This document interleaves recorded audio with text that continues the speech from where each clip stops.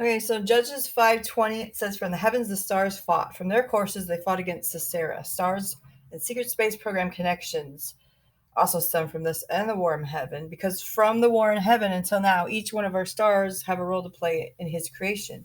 The bright and morning star, Yhvh, guides us back to the Father of all lights, our Heavenly Father, Yhvh. So I want to talk a little bit more about some secret space program missions. And first of all, I'll just mention that there was clean medicine and tech in the good faction of the SSP. And we had successes being on multiple missions in different points of time in different bodies, too. And the ability to regenerate the bodies and the use of med beds. You could even change your appearance. You had to interface and experience every bloodline in order to have dominion over them, and other certain things that push the envelope and push the limits of what we could and couldn't do. Um, so then we also entered hybrid bodies too. We learned how to downgrade DNA with origin being compressed and like hidden and backdropped to signature levels that were about 10%. And then it's like blanketing, masking DNA. And then you could also upgrade your DNA in reference to where you were in the time field missions and the parameters with that, and designation spots and destination points. So we cross paths with our younger selves sometimes, future and past selves, to offset the trackers and those who were stalking us, because we had a way of organically not being tethered to cyber tech to be tracked. And those who were stalking us couldn't see into those fields then, and into the ability to navigate realms. You could mask a signature or create a scatter pattern, and this proved very useful, also with collapsing function waves in the quantum field. So the Cheshire Crew was our team's name for a while. We'd go to the Cheshire Hotel in St. Louis off Gaslight Square, and I had many threats waiting for me there at the end of our time there in the basement garage parking lot where that stood. And then outside of there was this ginormous Amico sign across the street, the station that um, had a last memory of. And I was just standing in that street out of that parking lot, just staring at the humongous flame and the torch that the Amico gas station sign has, and feeling like I had escaped death, and just looking at that Amico sign like that was some type of beacon, like I just needed a drink of water after being, and feeling like I'd been cast away on this sea, and wanting peace and rest, and knowing that that was ahead. So the jewel box was another piece of travel and mission history, and other places there, the huge pillars and the mansion districts, the segregated society, and a bunch of history that went on there. The Chase Hotel with hidden wall doors and hidden safes, and certain banks, Union Station shuffles. This place, the Union Station, was a huge place that had a lot of supernatural files happen there. This place had um, well, first, I'll just go back to the Cheshire. This particular hotel had testing rooms that you'd go into, a lot of psionic warfare too. And then it started out with like room 101, that was Vlad the Impaler's room. And I actually ended up taking a photo of that room after a vampiric battle in there. And there was the James Bond room, other horror stories named on the rooms, the doors, the placards, infinity mirrors in the hallways, portal mirrors positioned in rooms throughout, just humongous mirrors everywhere. Then there was the scotch and the cigar room. The doors were always shut with private meetings, and old men gathered in these chairs, a lot of handlers, the St. Louis elite. So I actually disrupted their meeting once by running as fast as I could through their den, and then interrupting them because Casbolt had dared me to do that. And then I ended up tripping on the wooden steps where I flew down. So another thing they did there was they would broadcast this royal lion and coat of arms and certain signals and things on the side of the building at night, where the pool was down below, and you could look at the side of the building. And it was used for trance purposes, and a lot of holographic tech was shown there too. So what would happen is that we would go into that pool with the red lion, and then cross the line into these three triangular dots that represented the top of the Kabbalah, the Ein Sof and the Ein Sofar, limitless light, light without limit. And then I would go into an altered state when I came up out of that water, out of the triangle, and then usually come out a different person. So the Cheshire crew was also brought to other hotels in Magnolia Union Station Hotel, La Meridiens, and other briefing areas with circular lounges with the blue tinted windows, like they have at the Renaissance Hotel, before being put on airplanes and private jets. Places like the Cheshire were also linked to other places and had tech in the building structure. And there were pictures of the Queen there with these funny looking eyes. And when we parted at the end, we told each other the Cheshire crew doesn't need any luck and certain things to remember it by.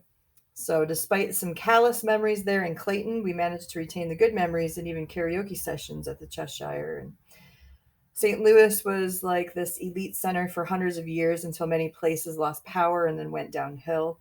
The intergalactic war of the World's Fair had long lasting repercussions too, and all that remains in the museum now is just a few pedestal statue heads of an ivory head of a lion dog that resembles the dog from the Neverending Story, Falkor.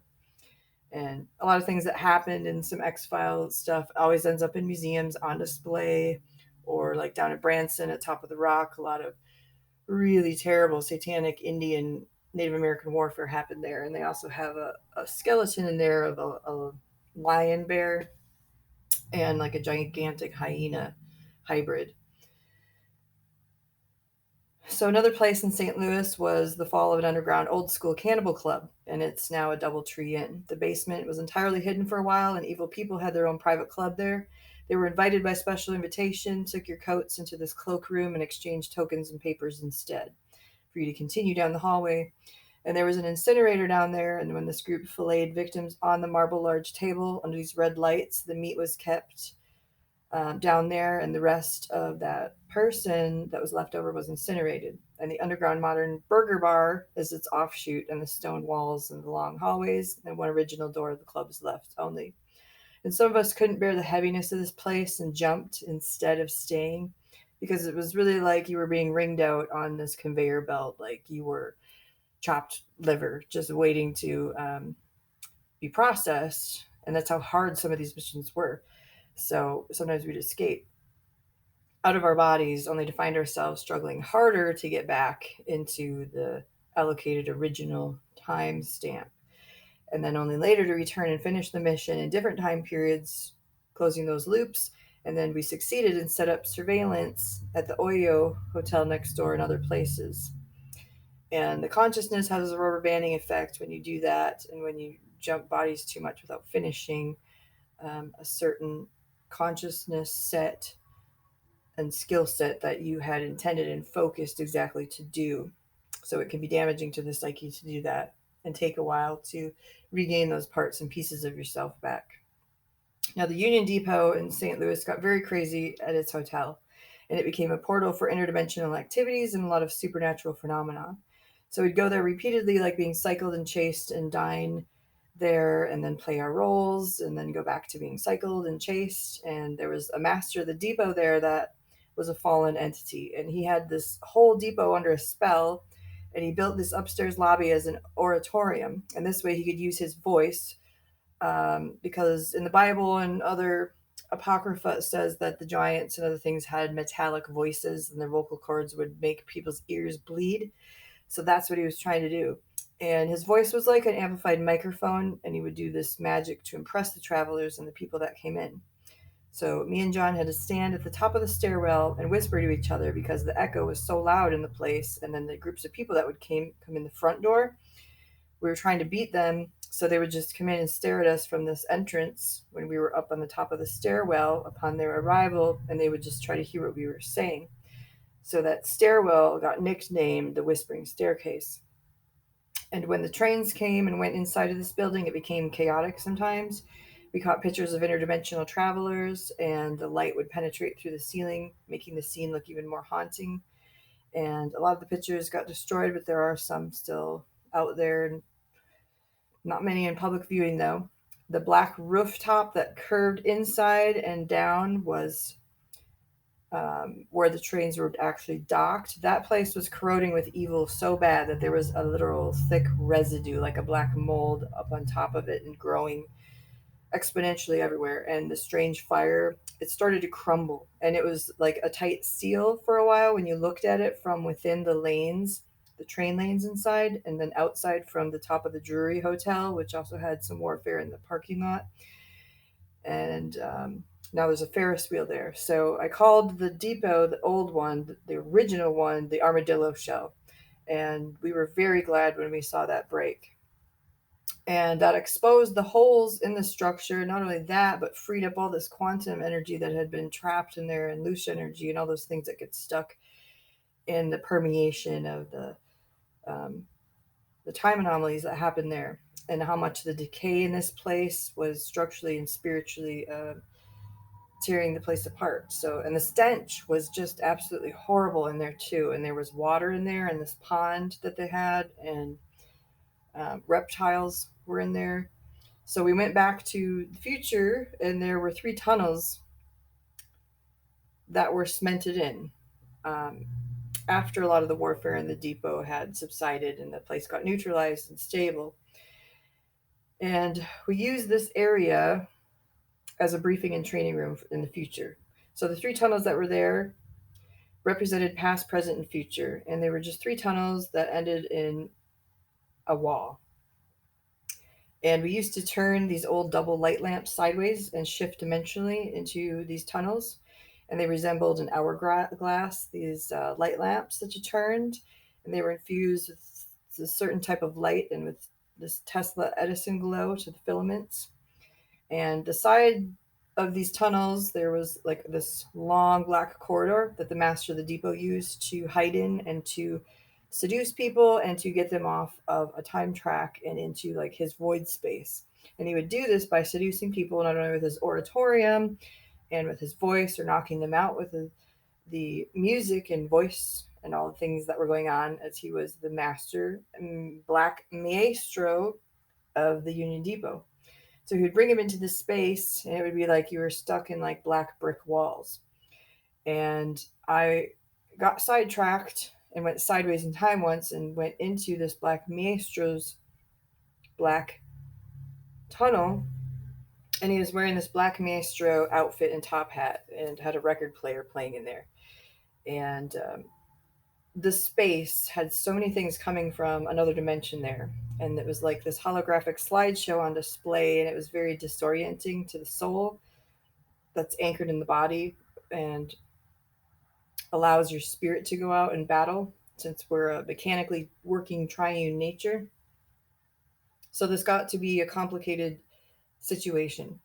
And if you didn't go through one of the 3 train tunnels correctly downstairs, you slipped, like slipping into a sideways cliff off, and ended up here in his space in a pocket dimension. And it was like being stuck with a horror purple pie man cartoon being from Strawberry Shortcake. So the room was black light, black smokiness, black everywhere, and it was awful. And you had to make a pocket realm to escape that, because that consisted of a fruit of the spirit, such as a space that you would create that holds joy, that holds love, that holds peace, that holds happiness, that holds higher vibrations. And this gets into realm work, not magic, because the real organic realms that we have, our origins, defeats and blows away the sorcery and the black magic and the artificial that comes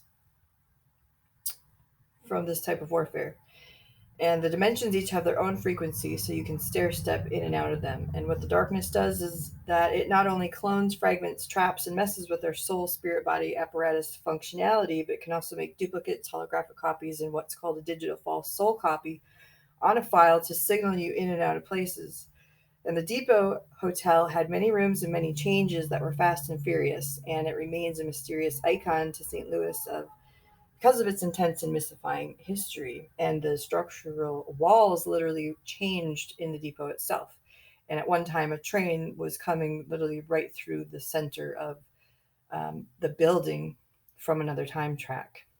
So it's very fringe files and ultra weirdness that happen there, where things get shifted out of place, and the matter and structurality of something that's cemented in time, like This happens because you can go through a wall and be stuck, and they learned this in very early experiments, so like Philadelphia experiment. If you're not vibrating at the perfect ratio of cellular spin, then that happens and matter can get stuck between the spaces of matter. So that was disastrous when that happened. And it's like two train tracks trying to go towards each other and not turning and just merging on the same line without splitting and hitting each other. And that's also part of the file of Who is John Galt, John Titor. So Huza Park was also an area um, south of this place, down by Merrimack, that housed a very strange woods hotel. And this hotel was advertised as being very spacious in the rectangular lobby. And what was going on here was far stranger. It was like a Barnum and Bailey circus mishap. And the owner was always saying weird spells, and his last name was Seaman. And me and John were sent in as kids to investigate and found out that the construction of the hotel needed to be halted. And this place felt like a satanic ritual site, which we would get sent into to take out worldwide. So when we walked up to this place and the carpet in the lobby, the carpet was really red and disgusting and just a heaviness there, and the roof wasn't even put on for a reason. So there was also two staircases that led to the sides, meeting on the opposite sides of the lobby walls together, and you could see the two staircases from when the two doors opened at the same time. And inside the lobby were two humongous chimneys, and they were very tall and used red and orange bricks. And the victims were also brought into this room, and the interdimensional beings would then come down from the open roof and would feast on them in this living room space. And their glands were used for a magical healing salve that they called it, that was taken out by wagons that old merchants used to sell to people on the roads and sold as a cure all for any ailment. And this became a part of weird folk history. So the rest of the people left were burned in the furnaces, and it was supposed to appear as a very eclectic resort type of woods hotel that was very booked out and not just for common folk. A lot of people couldn't even see it from the road in the woods. And the Saman Hotel was halted in its operation of selling alien manufactured gland salves in little tin cans, and was destroyed in the building, and the pillars got knocked over when they were kicked out, and the interdimensional expanding lobby of the ominous Woods Hotel and its way station pickup port gland salve meltdown was ripped apart, and all that remains is its ruins. So later on in the timeline, at the conference center up the road, there was also a fallen angel mother who was sitting in a circular window waiting for me once when no one was in the entire park, and it seemed like, and I barely escaped that one. And another CIA hit on me at the lodge when I thought it was safe to stay a night in a room. Now, the Grand St. Basil's Orthodox Cathedral in St. Louis also had some rituals going on at this place, too. There would be priests in yellow robes, green robes, red robes, and roses doing Orthodox motions in meetings. And nothing was wrong with the place at first until some infiltrators were brought in one night and showed up in black robes doing a completely different, unorthodox ritual, which connected to a portal to the cathedral on the blood in Russia. And then that became a fright night of sorts, which was like an opening and an aperture that was bursting out the tower window where the two-headed eagles of gold overlooked the region in its energetic spiraling out. So they ended up weeding out the influencers, the good faction, but this place still practiced a form of idolatry, rituals of men, the hostilities of the law, which is mentioned in the Bible. Isn't the Torah, isn't the law. It's the offenses of men that brings hostility to the law, and the opinions of men in not keeping the law. So this place didn't remain a threat to the X-Files sector anymore. So Herman, Missouri was a town that became a neutral zone to recover from missions. And this was like a colonial recharge of normality, beautiful scenery, supplies, and full of good people and good times. Kimswick was a place that plans were made to ignite some wicks that were not normal old-fashioned wicks, but high super vibrating high tech wicks, Tesla tech infused wicks that would be reverberating back into St. Louis to win some nefarious outlaw posts that were aimed at clearing anything out for territory. And the Bissell Mansion was a spot that remains a punch hole for intergalactic activity and is in shambles now. And there were three water towers ornately fashioned like the columns of the World's Fair that were all battled for, like obelisk markers of quadrants. And the water towers were being taken over by dragon faced, higher echelon like reptilians at the time. And you could actually see the draconian faces in the pillars of the water tower's colonnade, which was actually a funny memory because we laughed when the top of this one water tower exploded in one piece because you could see the entity's face below it freaking out, so it looked like its head exploded. And they enjoy manipulating water systems for some reason, or poisoning them, or feeding off of them, or sometimes using the water sources for sources of energy siphoning. And they also use energy plants as a way to create bodies by spinning it at a certain ratio and calibration. So, Zan Boogie Bubbles. This was two adjacent joining clubs that were also part of the Time Stream area, and where the Boogeyman original story nightclub originated from the 1800s. Um, Boogie Zan Bubbles was a place where clone parties were held, and the Boogeyman story was about a man that came down the stairs and would end up murdering people over 100 years ago, and the newspaper would report this night of terrors in this place. Nobody could catch him. People heard so many stories and ghost stories about this place, and people would go missing there. So it was renamed Boogie's, reopened periodically through time, but became like this dead space full of black matter that affected people's minds when they entered it, because it was like walking into a black hole. And in the black adjacent building to this, there was also an underground steakhouse, old cage system, so to speak, like a prison tunnel connecting the two places that people ran through and ran people through by lantern and at night, and by old light switches that held human victims there. So Zan's Club was named after the tall, giant vampire named Zan that would frequent this dance hall and come out of the upstairs and be summoned. And you would see him duck down, he was so tall, and walk right through this giant mirror on the wall into physical manifestation, into this back lounge VIP area. And the door next to the mirror led down this black staircase, which was always bolted shut, and that had black walls, and it would lock people in there.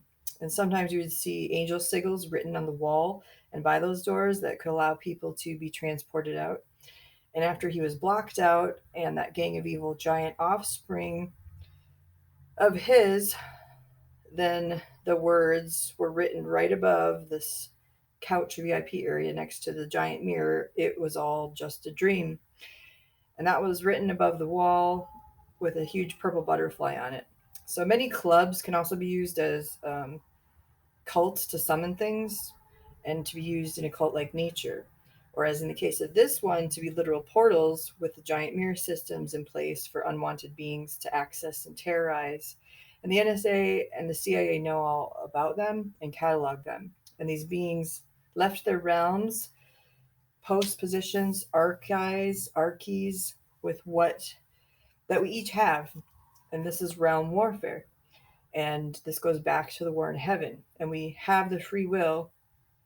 They left their free will that they could have had to serve God with, but those fully souled humans here on earth did not. So it's a battle for tangible bodies and power and space. So we had a directive to return to origin. Quantum resonance factors close the aperture events and seal any phrase in the time arrays, and we called our charts splay charts to pick up and map our travel points. And we also nicknamed a spot the map company.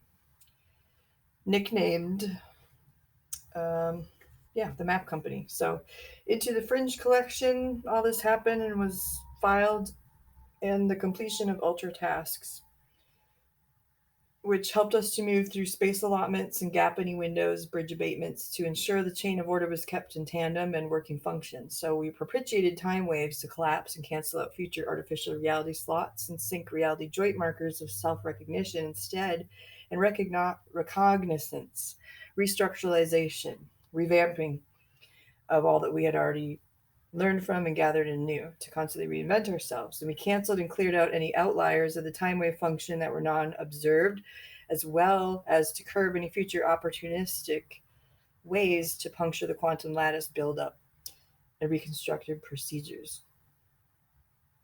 So, observation was a big key in keeping the corners. Remembrance was the hugest key, though, which unlocked the DNA and the banks of full self integration to the core. So the show Blind Spot was also an experiential knowledge file that was incorporated into the time travel program. And ZIP was the abbreviation for three chemicals that were used for memory erasure and blank slating efforts of operatives, but with certain prompts and relationships. Memory in some people always had a way of resurfacing and the choice to go a different route than in the past and become your better self.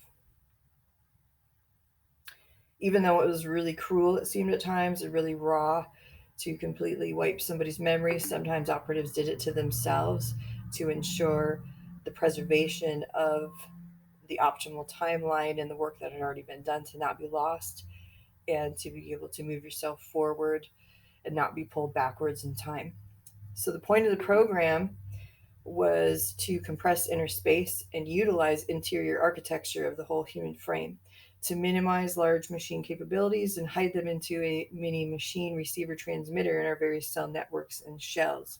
To become a mini machine internally, like a quantum cellular storage unit space, and archive the biorhythms that were capable of affecting larger fields at distances than was observed in years past, with more cellular processing applications and corrections, all part of the unidentified secret access space programs into the seventh verse. So another area is called the unholy rays of eminence. I've spoken before about Eminence, Missouri, and how I was almost drowned there in a spring. But there was another place called Echo Bluff Gate, and it was a AI training program at first, but then it evolved into something bigger.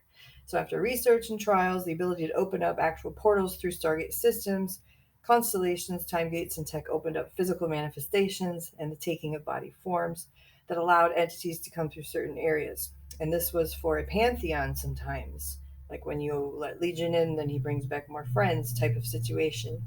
So the goddess Lakshmi ended up coming through, a queen of Vega Lyrian cat council of the cat crew hybrids and the purple-eyed, dark-skinned, unholy ones, I called them, as I hated all the India gods. So she would come through an array of purple light, and the fields would just kind of blow and turn like a purplish hue. The grass would start like swaying and blowing behind this sign of wood, and this noise would be heard echoing through the woods and the roads like a tunnel. So they used Merkabas to come through and to land and to touch the earth after the opening. Um, and she came through. She was about 9 feet tall with lots of jewelry and was just full of rage and fury and hate. Some of them were like 9 to 10 feet tall, but they always come if they get a body fully bearing tech and they wear it on themselves. So she had black hair and these long claws, and her skin was dark and creamy colored, and her eyes would just jot very ferociously in every direction, just continuously. And this is where God says in the Bible that they think evil every second of every minute. You saw that in them. And she had a headpiece on and this neck piece of bands. And the sound that came off of them was just ear piercing. And I hated the grinding frequencies that came when these types of things opened up. And they always had this sick way of showing like their warrior tribe status by like red marks on themselves or on their foreheads and different denotations of their status or degree of how many humans that they had killed. So she was the maker of the femme fatale off-world crew and the hybrid cat people who partnered with other fallen ones to promote human worship of cats, thrones, animism, etc. And this archetype of the cat goddess was also embossed too and other eras when Egypt had a breach Stargate incursion. And cat archdemons and demigods were in this hierarchy too, who fought with the dog constellations, dog archdemons like Horus and others.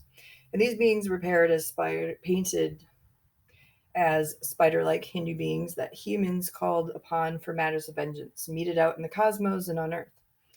So she would carry this spear and a comms device in the bands that she wore that were an uplink unit, and they worked together. So you had to separate those bands from each other to not have the effectiveness and the power source that she was gaining from all of the bands uplinking to that constellation.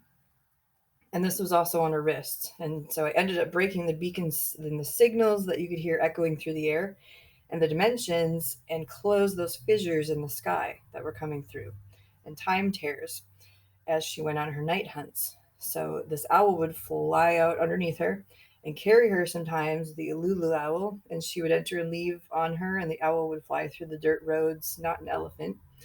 And I ended up cutting off her hand, and the bracelets fell to the ground. Then I used her neck piece since she had no free hand. So I ripped off that neck piece to jam the spear piece that she had in her other hand into the ground so it wasn't broadcasting upwards with its tonal reversal patterns. So it ended up like electrocuting her. And then her headpiece, which I had, which was like a dark crown, was used to slit her throat. And there were dark blood that came out from her and out of her neck, and that was dripping down her purple skin. And at the same time, her eyes bled purple tears that were like black tears as she was screaming in like this rampage. And even the owl lost its power at that point and fell to the ground too.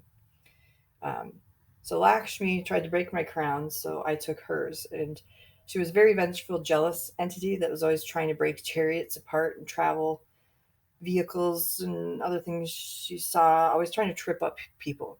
And so the owl would do the same thing and try to go ahead of you and mess with people's cars at night, driving in the woods, going right in front of them, confusing them, sending things to their brains and manifesting to them. And what happened to me when this happened was the Holy Spirit, the sweet, precious dove, the, the good holy bird instead, showed up as the stronger wind one night when this owl was doing its thing in the air. And it would come off this dirt road and it would sit on this small bluff that overlooked this national scenic drive that went way downhill into a much darker path of the night. And it was a steep, dense forest on the other side that you could just drive off of if you weren't careful. So its point was it would try to mess with people and cause crashes. So I would get lost going down this hill several times and just get really angry and then finally come out this other dirt road onto this other paved country road.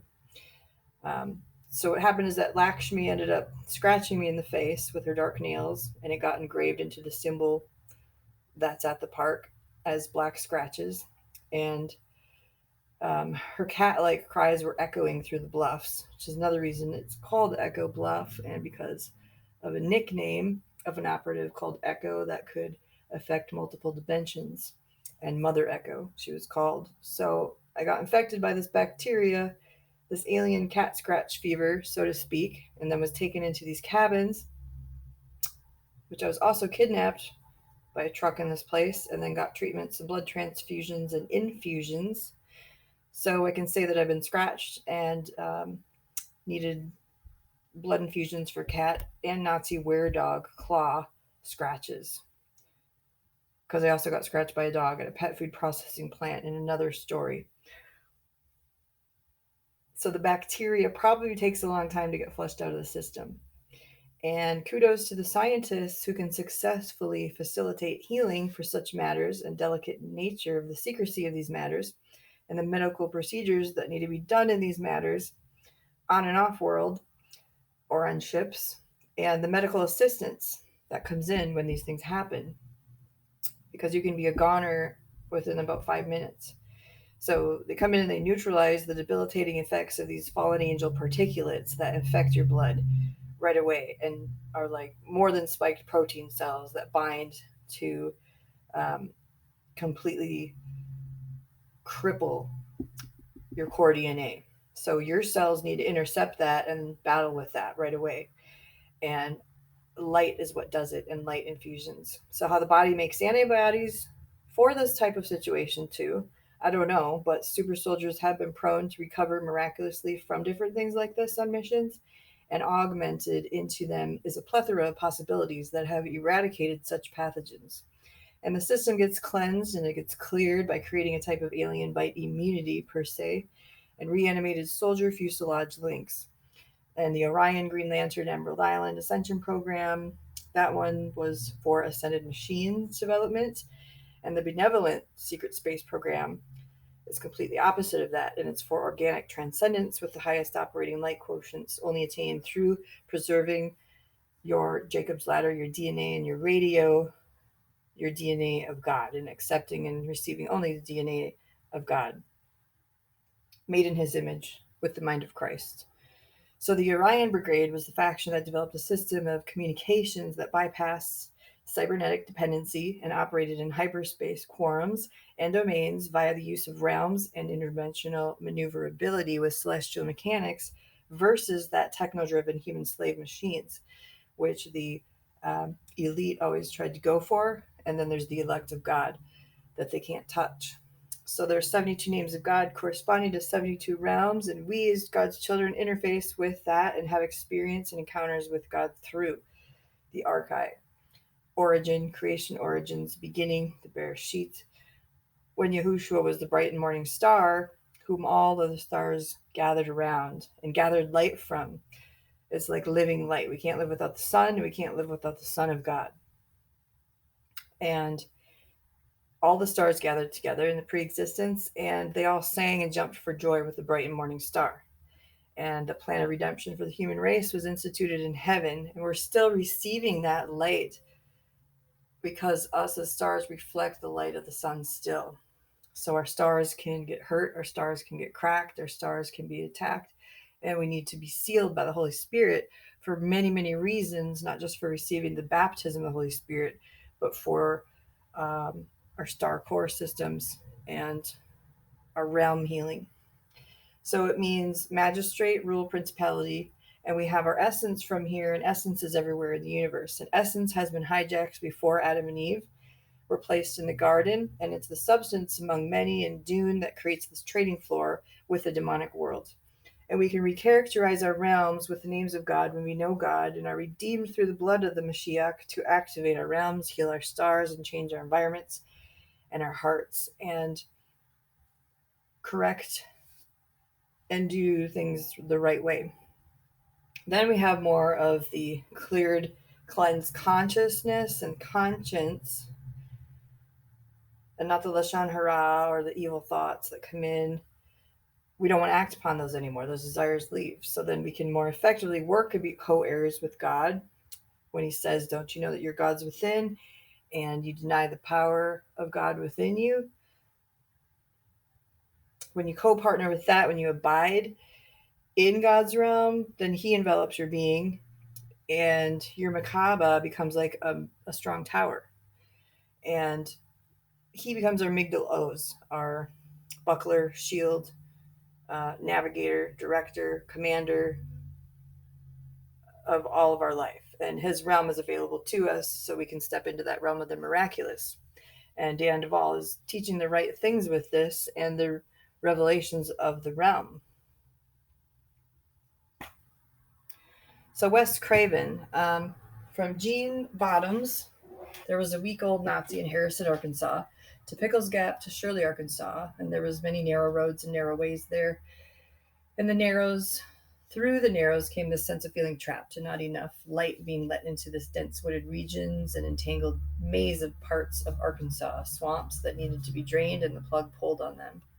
And Shirley, Arkansas was one of these places. It had Williams, Bill Clinton Specialty Lodge there where he was recruited as a boy.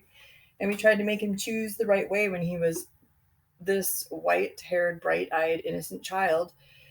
But he ended up succumbing to a fate that eventually soul scalped him and replaced him. And in moments where he fought the darkness and powers that be, he gave in because they kept encircling him. And he didn't know how to break it off. And He couldn't choose to do the right thing, even though he did several times up until that point where he turned and went with the Kingdom of Darkness completely. And this is the real reason why Hillary Clinton hated us so much in our group. And it's because we had the ability to change the tides and turn time into a higher destiny's favor, diminishing and weakening the odds of her and all those witches and her crew from winning earthly and cosmic battles. Grinder's Ferry, Greer's Ferry had some beautiful and treacherous spots too, and there was ancient giant remains found there and other things that formed a pyramidical signal and other signals and relay Schumann cavity systems, um, like a pyramid structure set up that Montagnais in Rogers, Arkansas, tried to co-opt within the Earth's grids from under the water and invert it into an artificially hybridized, soulless modern Atlantis commune cult community type thing, and that became a marine entity hotel. So the engineer Army Corps had to come in with Q and take down the access points in the underwater cave systems and secure the breaches that affected the fabric of the reality there for about 400 miles. So when people try to set up these ancient pyramid systems that the Earth once had with the inversion principles and drawing energy into the Earth and not letting it out for but good purposes, it always ends up imploding on them. So in this place, surely I was taken to a storage facility mansion where there were traffickers, clone swap meets. Kids were taken to Williams Masonic Lodge, and some never came out. Craven's Food was a foggy drive, and we get triggered by the song Phil Collins. I can hear it coming in the middle of the night. And it would bring us back to the sound of the whirlwinds of evil and the Merkabas and the night fights. And Wes Craven got some of his book files from some missions and characters in the programs that were taken there at various times. And Phil Collins and Peter Gabriel are two faces of the same coin. Many songs were used to settle us, Just You and Me, Games Without Frontiers, SS Missions, It's Over Now. Kiss That Frog was about letting down your guard and kissing the reptilian. The non-human handlers, the tearing and the breaking, they're both freaks. And they were all coded into us as a type of therapy at times to accept our realities and cope. And Phil Collins and Peter Gabriel were both became portals for these entities in them that were like tormentors, that were like lotus eaters, and they would dress up like these evil flowers and put you in like a trance mode, which represented cliff oths, and they painted their faces like African evil gods too. And it's very surreal and not something we like to admit or talk about. And his one album that says No Need of a Straitjacket is because he really did need a straitjacket when he would go into this altered form, but they didn't put a straitjacket on him. So you can imagine what happened there. And there were patterns on the floor of the grocery store there too that were encoded into us through ritual and subconscious inlays, altering our states of consciousness each step that you walked. And it was supposed to render you catatonic, stepping over squares, mainly in shifting reality. And it was at first just this dark black walled cement floor in there in Craven's Foods that was like a warehouse type of building. And the lights were always harmful to your eyes, and it smelled like heavy copper in there. And then the Masonic handler from down the road would bring you in, and if the programming stuck, you would just see deep purple and then go into an altered state of consciousness. So I ended up exploding all my bottled up energy there and standing in a driveway, listening to different factions fight and try to sort out things after the kids had been broken out of the storage unit. And they're trying to sort things out. And I had a lot of raw energy because you didn't have time to process missions like this sometimes from the files. It was like going from mission number 102 and skipping to like 187 with a blank space in between sometimes because you were shifted and taken and what's the word for taken out of places?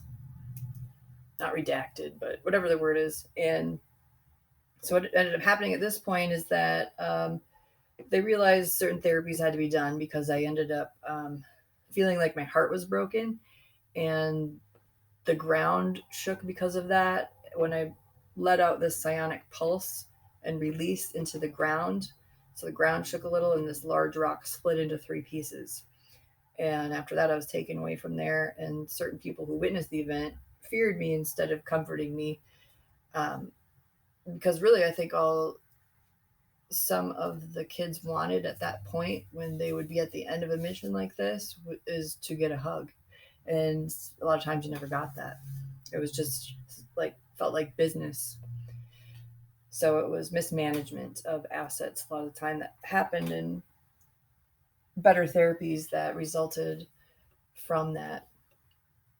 So Williams Interceptions was about Little Rock, which was a prestigious place, and the Capitol Hotel was a place where statesmen and governors met, and many meetings of the minds happened. And we'd go up there and sit on the balcony at night and have dances, balls, talk until sunrise. Men would smoke cigars with fancy suits and would introduce certain inventions at the time that seemed astonishing to the men in power. And we ended up one night lighting up the street in a private showing once with Tesla bulbs and some futuristic stuff. And everybody enjoyed that moment thoroughly as we watched their faces light up, and with every new thing that could bring light and life to the dark periods of this turn of the century time frame. And we tossed ideas around and came back to the spot later, and then would plug in tech to the outlet ports when electricity was there. And then the building itself became receptive and recognized our signature to upload and download information streams in various time periods. So we ensured that certain buildings would stay integral and clean as like anchor points for certain areas downtown, so that disruptive human frequencies wouldn't be emanated from certain core spots in an area, because you can increase crime with certain areas if you send out frequencies or death frequencies from certain antennas like the Masonic lodges do. So we could see the Capitol building being built when there was nominal constructions there, and across from the upstairs balcony was the old-timey convention center and statesmen's houses, gardens, and other meeting points. And later that downstairs became training rooms. Hot Springs Hotel had good times with carriages pulling up, and a little blue painted stage was in there with musicians, so you could just sit right there in front of that spot and enjoy this little lit up theater by candlelight when it was first created and get warmed by the fire. And the strolls through the national park were very invigorating, and seeing the top of the city, and it was beautiful and seemed like a gem flowing with milk and honey and mineral water at once. So that was soothing to the soul, and there was a retreat for many that came all over the country down to this area until abominations, secret combinations, trafficking, and other things ruined places like this. And Crowley, Aquino, and Clinton's pretty much ransacked the whole state of Israel. Or not Israel. I have Israel on my mind, of Arkansas. So Little Rock had a military interception at the Central High School. And that was the front story to merging timelines and quantum accretions and all the work that had been back done in that place on the back burners and time filters and the loops that was the Underworld File and Monster High Girls for laughter's sake.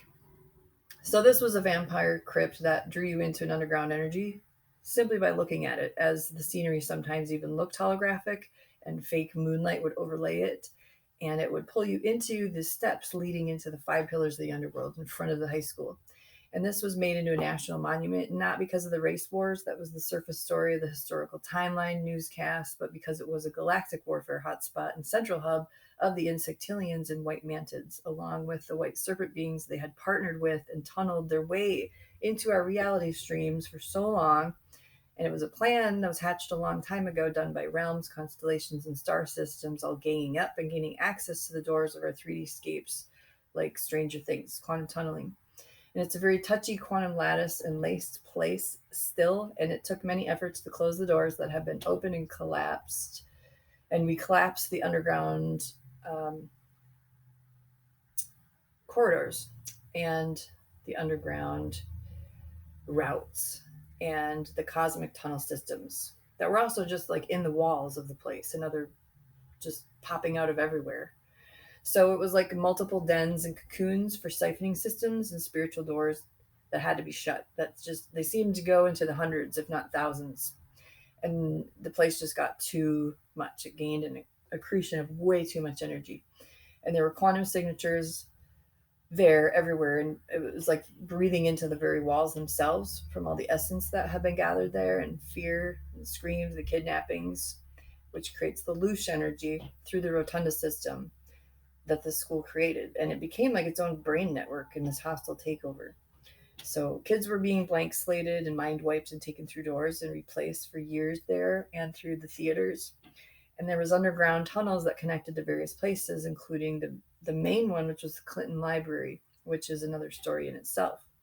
So the white vampiric looking insectoids wanted Bill Clinton, and he said no to them at first, and we helped him, like I said, but he then gave into his fear and changed his future into, after we showed him his optimal future, he denied it and he accepted the false future that was spoken over him. And he became the puppet that he is today. So he could have been one of us. And this is also why Yhvh also hated us, because he had false futures spoken over him at birth, and she was part of that plan to turn him into what the covens and others wanted both of them to become together, which is some of the world's biggest serial killers and flesh walkers. And my last sight of him in his original self as a boy was when he got pulled through the wall at the Central High School, and his face changed into this fearful state as he retreated back into himself and went into the arms of the insectilian being. So then I let go of his hand and was shaking and just cried for him. And I knew what this meant, and that what this would bring into the world then, and that we learned from him because he was shown his alternative life and reality, and that he would um,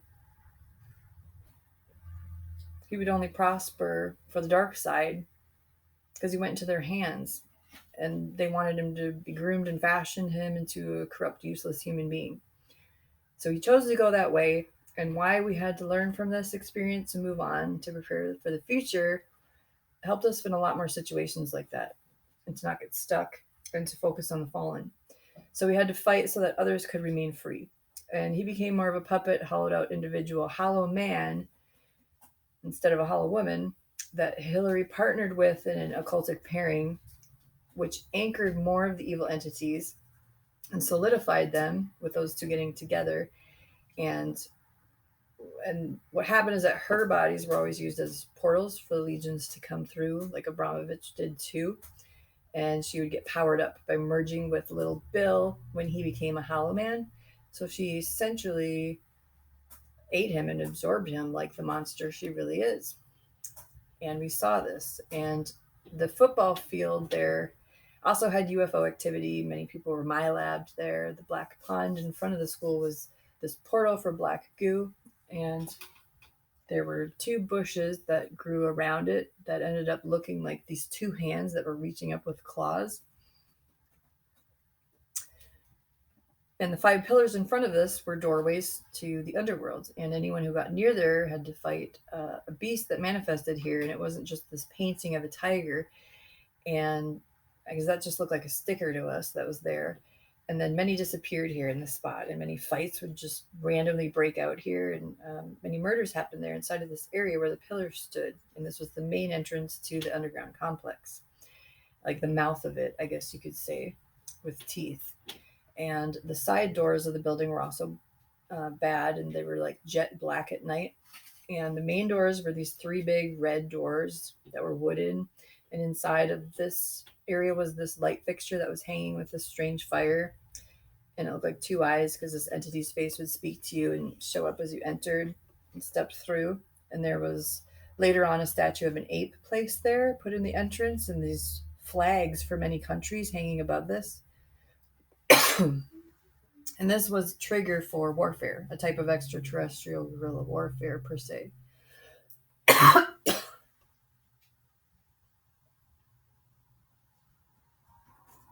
And the colors always represented different things too. So the steps at night also looked like this green haze, like a film was over them. And there was always on the top of the steps, when you looked out onto the lawn and the pond, this huge blood stain was always left at the top level for some reason. And we nicknamed it Monster High Girls because of the greenish yellow glow on the faces that were there at night. when it was active, and the girls that we had run into, encountered, and saw there that became part of this nightmare. And it was infested with beings, hybrids, supernatural activity, and became a way station for the majority of underworld programming. Besides the Tron Bridge train tracks, Stormtrooper Tunnel Lot, and Springfield, Missouri Chestnut Sesame Street Expressway bridge collapse. So the girls had this greenish blue hue to their bodies too, and they looked very sickly and deathly. And many kids were drained of their energy there, and some were cycled from the underground to the surface population, and they would go back and forth. And they knew they couldn't replace them all, so they kept a percentage cycled and a percentage in different categories. And then the park next door, that is supposedly a memorial garden, was an arch tech gate that was used for these beings to also go back and forth through. And across the street, we had to retaliate and regroup in the time way station of this red Pegasus, white Magnolia gas station building garage. And that was used for keeping lines separated and distance from the incarnate evil breakouts, and the neutralized threats ensured that we were not infected by any of these troll masters in the high school or surrounding areas. So you always had to set up a perimeter and keep certain places completely cleansed and clean to offset a corner or just an angle of an area to be able to win these quantum domain battles and quantum chess. So the place should literally be razor wire fenced off and burned to the ground, as it still resonates the phantom pulses and residues and signatures of the evil and the white insectillions that overtook it, that was interplaying there and throughout the town for decades. And it may be contained, but it's an abomination still and a monument to evil. So burning time bridges. The Clinton Library Museum was a private club at one point, and there were quantum computers from the floors to the ceilings, and fences and gates, and security, mainframe CPU unit, AI marine biomachine that was in the pillar of the building itself on the second floor.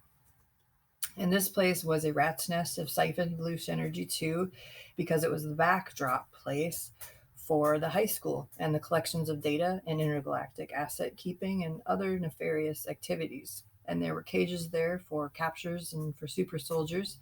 And this building itself was a jump gate, a jump port.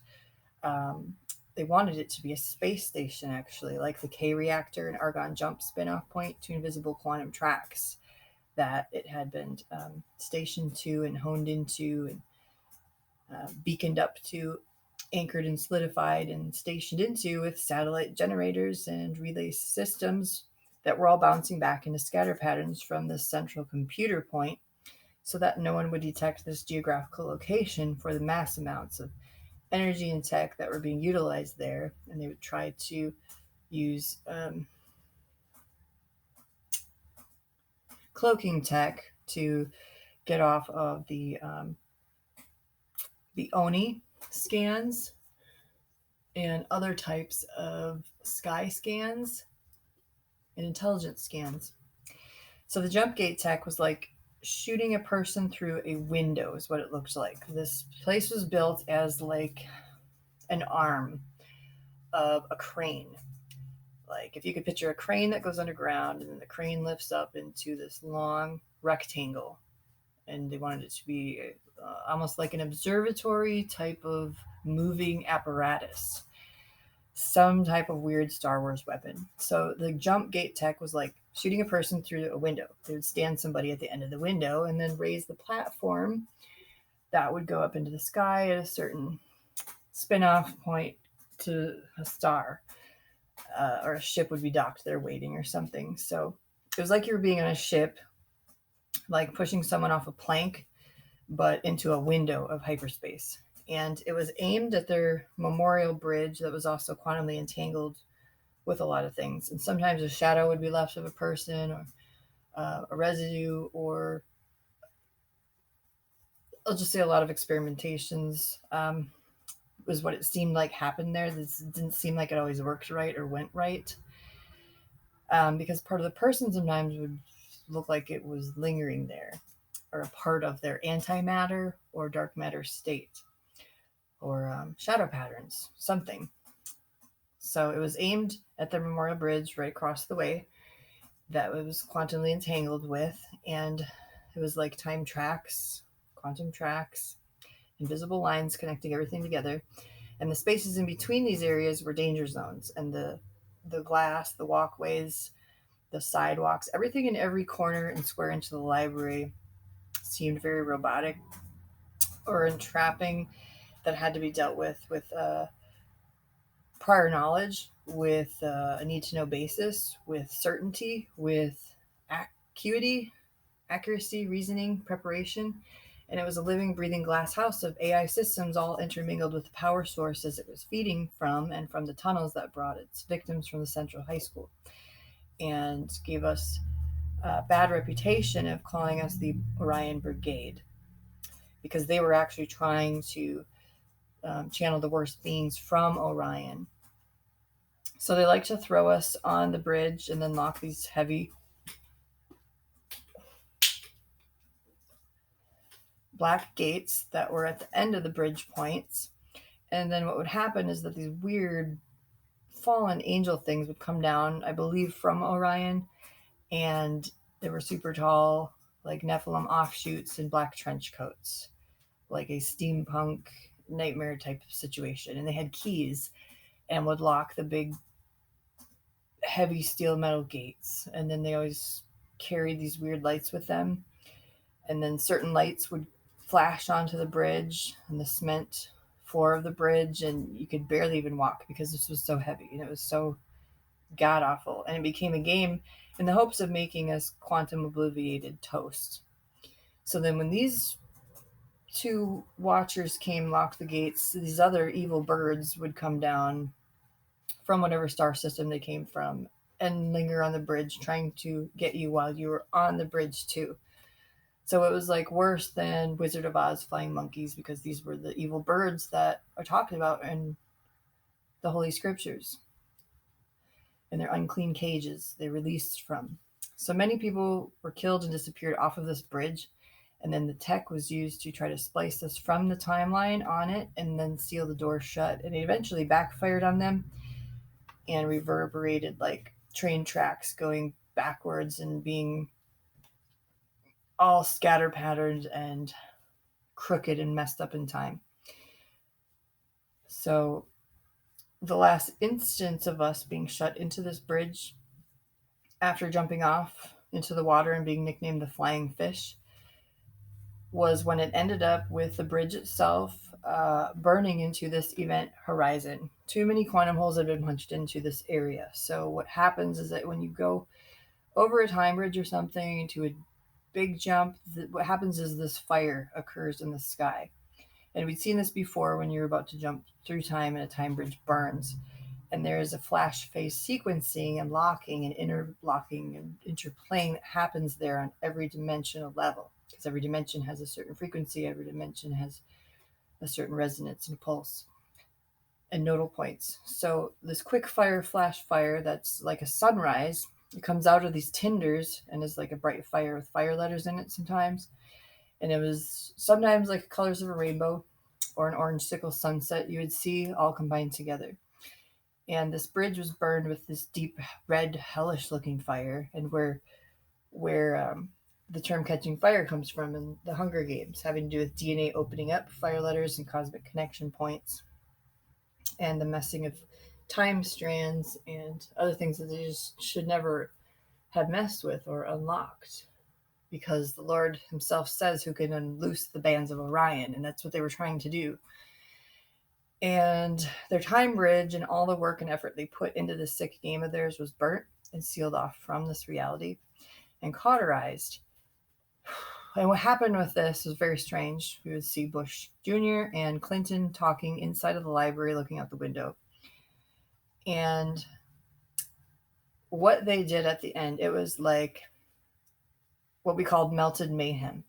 The physical structure that remains there is of this bridge is actually a displacement of the matter left from the time splicing and a shadow of the torture locked bridge that was once there, unseen by most people at night, which was the weirdest thing. And the residue that people left when they punched them through this window gate, like a looking glass port, happened to them. So it's like they became charred in a sense, and they got trapped in their own hallway of this library thing when they had it uploaded and upright, like a looked like this rocket in this angle positioned to Orion. And after those tall guards were taken out with divine intervention that were locking and bolting the bridge, that seemed to actually go on forever once you were in that bridge space. All that was over. Those men weren't really men. I still don't even know what kind of lights they carried in their pockets, but they were very strange lights. And the evil birds that came there to peck you off, they ended up being killed by divine intervention and fell down into the water. And this was interdimensional. I said they were not normal birds, they were giant birds. And when Bill and Bush Jr. would be standing at the window, back to that thought, looking out of the library onto the lower levels, thinking about their next move. Underneath this area was this long hallway as well.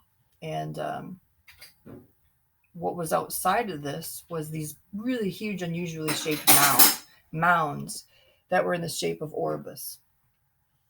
So they got triple of what they deserved from the hand of God smacking them, because they not only tried to challenge and unloose the bands of Orion, but they also paired that with Orobus, the snake constellation, and tried to pair other constellations all together to triangulate a huge opening of their satanic warfare. And this was a sickly green area that would put you to sleep if you went down there, that they made a walkway around, and there was these little eerie green rolling hills. So John actually ended up stumbling down there once in this moat-like area where a large serpent was, and then lost time and fell right into this mound itself. And that was like falling into a black hole.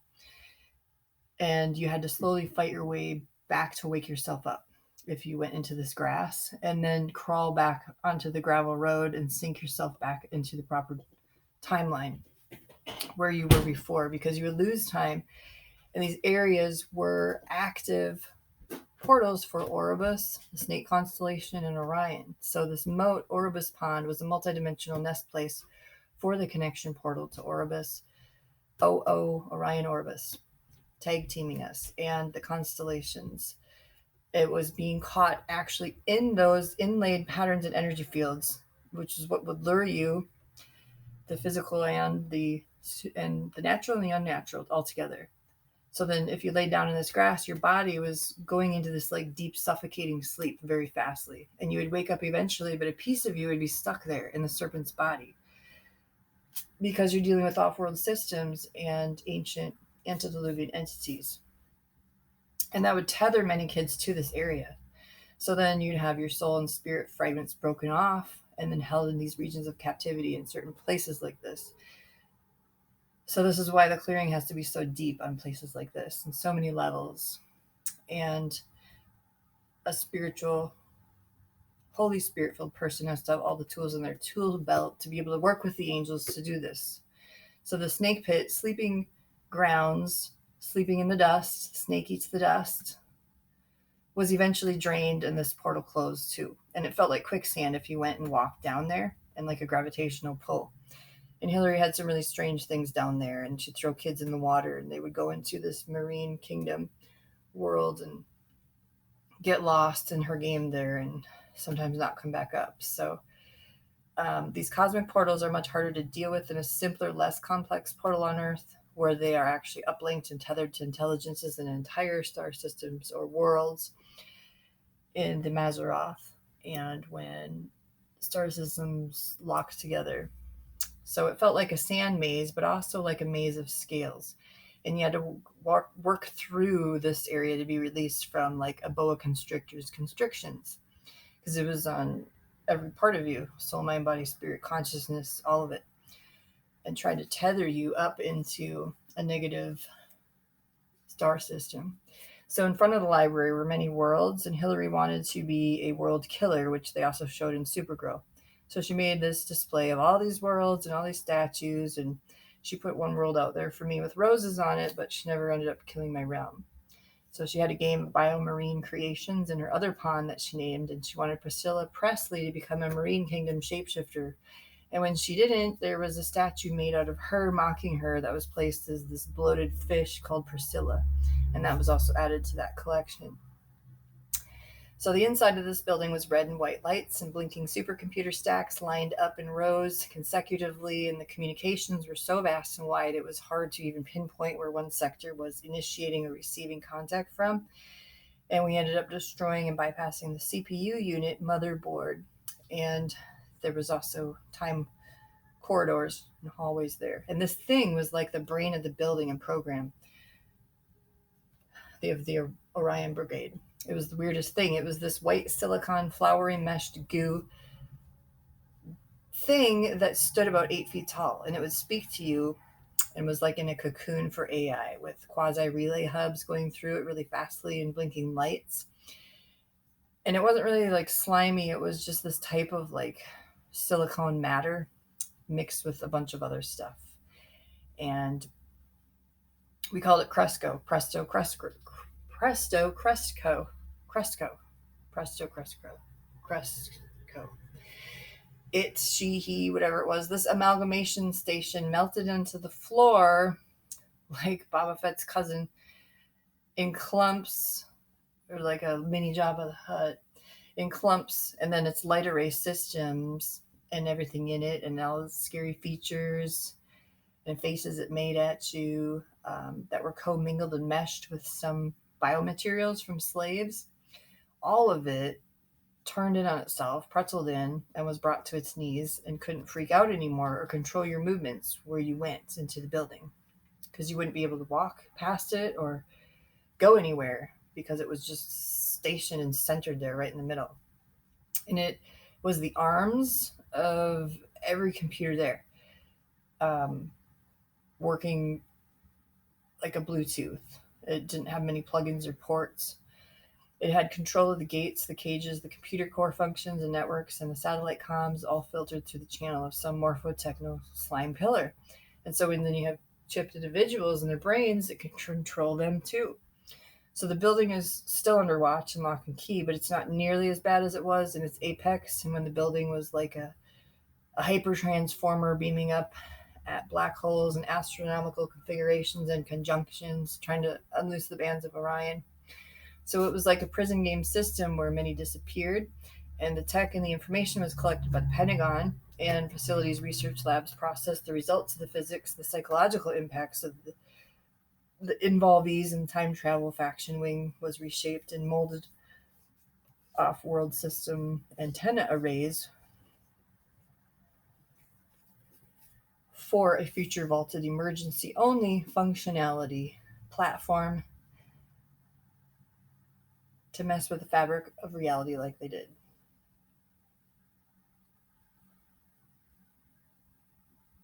So everything basically in that sentence can be reversed, learned from, and never done again. Like putting the lid on Pandora's box. Because these people were reckless, they tried to punch holes through and rip through the fabric of space, try and create their own Star Wars, bend and curve things without care or concern of the ramifications, like spoiled mad scientists taking their little toys into their own hands that they never should have been given in the first place.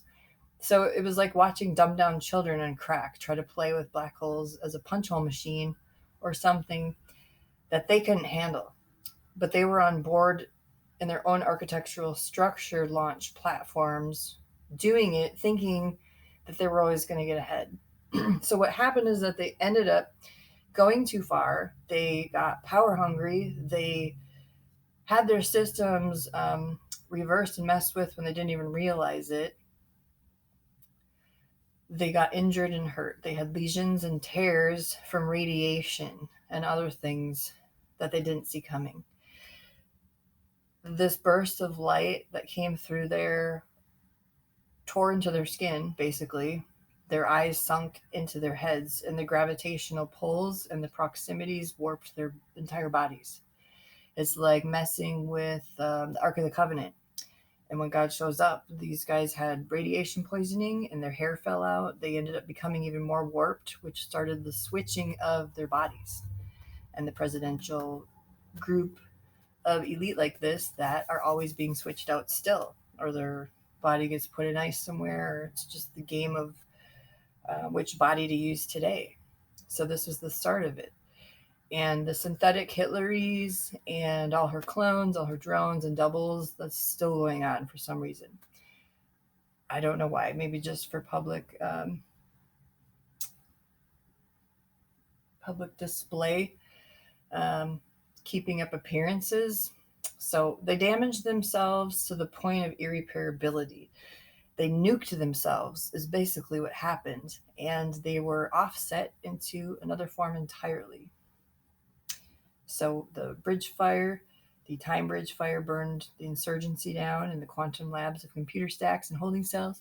And jump points and jump ports was the backstory before it all even started and became what is a seemingly innocent, historically preserved library